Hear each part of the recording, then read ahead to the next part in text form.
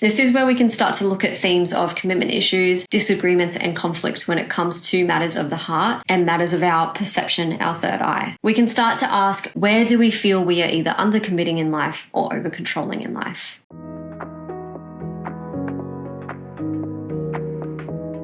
Welcome to the Monday Movement series. We're going to be exploring the arms and hands. We're going to be doing some somatic movements, some somatic touch to explore everywhere from the lower aspects of the arms and the hands and the wrists. So forearms, wrists and hands and fingers. And when we explore them, we're just going to be looking and feeling somatically, exploring somatically through these areas, looking at the energetics, the mental and emotional components. So if you are someone who is undergoing physical pain and your physical pain body is arcing up in these areas, as I will always say, of course, if it's something very serious, something very chronic, please get this cleared by a medical professional or whoever your trusted health professional, alternative professional is, and then we can start once you have the approval. But if it's just something that's kind of like mild, it's been there for a while, it's coming and going, and it's all good and you're feeling pretty good, feel free to get started straight away. Now, as with any somatic practice, please come into this with gentleness, with reverence for your body, with respect for your body, and do not push beyond a certain point that doesn't feel right for you, even if it's something that I'm doing throughout this practice. So to get started, we're going to start by tuning into our hands and our fingers. And so you can find a comfortable position anywhere. You can be standing if you're feeling more high energy. You can be sitting cross-legged. You can be sitting in a chair. You can be lying down. Whatever you're comfortable in. If you're lying down, obviously just have the screen somewhere where you can kind of like turn your head and have a look, or like you're somewhat reclined so that you can be watching the screen as well, because we're kind of going to practice as we go. And then I would recommend, once you've watched this full video and you have a deeper understanding of the practice, you've practiced as we've gone through it with me, try to do this in your own space and time with no time constraints, with no distractions, to have a deeper somatic experience afterwards. But we're just going to walk through it a little more casually just so you can get the feel of it and see what comes up. No expectations. And so whatever position you're in, we're just going to start with the hands and the fingers, having your elbows and having your arms at 90-90, and we're just going to be clenching our fists and extending them out and spreading the fingers wide, and we're just going to be alternating that movement back and forth. Do it however gently or however strong you feel works for you right now. Just go with what your body is speaking to you. And just feel into this movement, notice what's there. You can go as fast-paced as you want to, or as slow and sensual as you want to.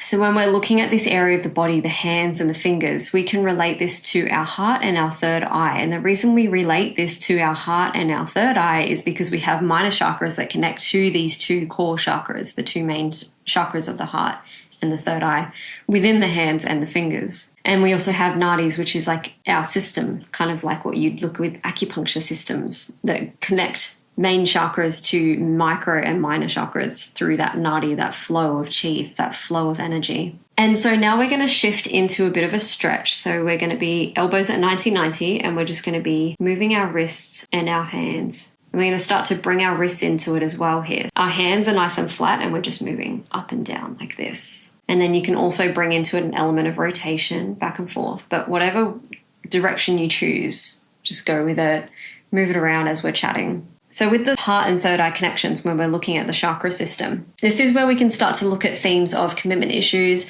disagreements, and conflict when it comes to matters of the heart and matters of our perception, our third eye. And so when you're working through these hand, wrist, fingertip areas, and you can start to curl your hands now, we're going to shift the movement. We can start to ask, where do we feel like we are under committing or over controlling in our life? That's one question to go with those themes of commitment issues, disagreements, and conflicts in life when it comes to matters of the heart and our perception when we're interacting with people.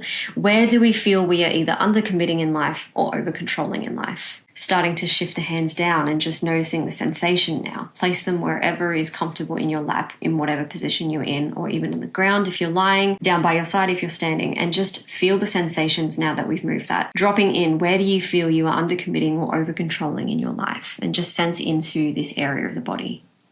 Where do the reins need to loosen? You know, where the grip needs to loosen in life.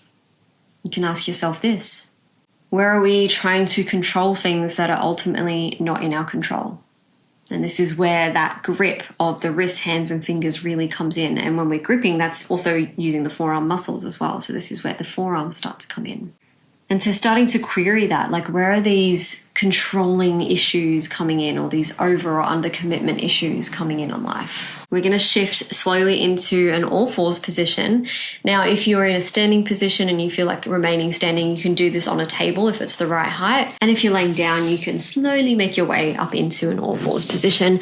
You don't actually have to be in all fours either. You could also be in a kneeling position. Use a pillow or bolster, get yourself comfortable. Take the time, and then we're just going to start to lean into our hands in front of us, whether it be in a kneeling position and we start to gauge the amount of pressure and weight we want to put in, or whether we go into a full all fours position. So that looks like this if you're not familiar. So you're either going to be kneeling and like starting to lean into it. Again, it depends on your pain and discomfort level. So start here, make your way into all fours if you're feeling confident or if it just feels right for you with where you're at. And so once you've assumed the position that you find is comfortable, we're going to start to explore a stretch through the forearms, fingertips, and hands, and also a bit of mobility in the wrists. So we're just going to start circling. Now, the wrists are used to pivot or shift our grasp and holding. So like, in which way are we grasping at things in life and over controlling things, at hypervigilant? In which way are we being stubborn in our conflicts and disagreements? This is where the wrists and forearms really come in here. So we're focusing less on the fingers and the hands and more in the forearms and wrists here. Where do you feel inflexible or stubborn in life right now? When it comes to conflict resolution with someone especially. So there might be someone in particular that you're thinking of where, you know, you're noticing that there's a conflict, a resistance there, like a bucking of heads. Where do you feel that in your life right now? And just sensing into that as you're circling. Now we're just going to rock back and forth as well. Bring in whatever movement feels good for you. You can also start to play with placement of the hands. You can have the hands facing outwards and rock side to side. But just asking yourself, where do you feel inflexible or stubborn when it comes to conflict resolution specifically with someone in your life right now? When you have forearm and wrist presentations going on, we can ask ourselves this. And now you can also change the wrist positioning to facing you. This is particularly something you would want to do. I'll just show you first. Not in all fours. Don't go straight into it, especially if you actually have wrist or forearm or hand issues. Come back into that kneeling position first. Start there and then work your way into the weight. And then if it feels good, slowly creep your way up into all fours. And then you can just rock back and forth. Again, have reverence for your body. Gauge where you are at. And just keep moving through the movements. Whatever feels good. For me, this feels good right now.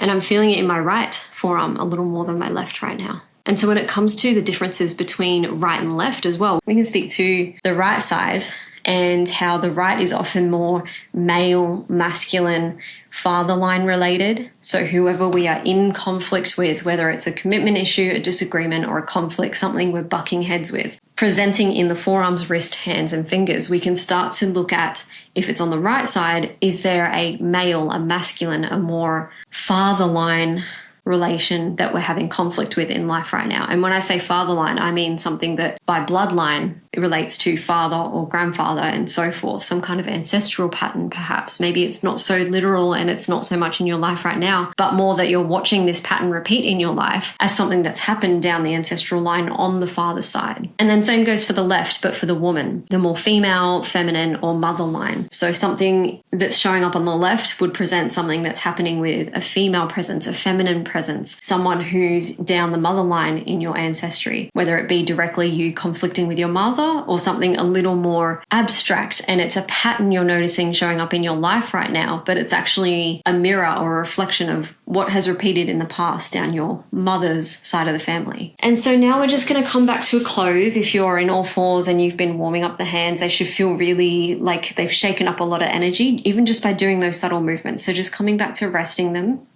Again, if you're standing, down by your sides, if you're laying down on the floor, or just resting them in your lap or on your knees if you're sitting cross-legged like me. And just closing down your eyes, notice what you notice what's there, notice what's come up.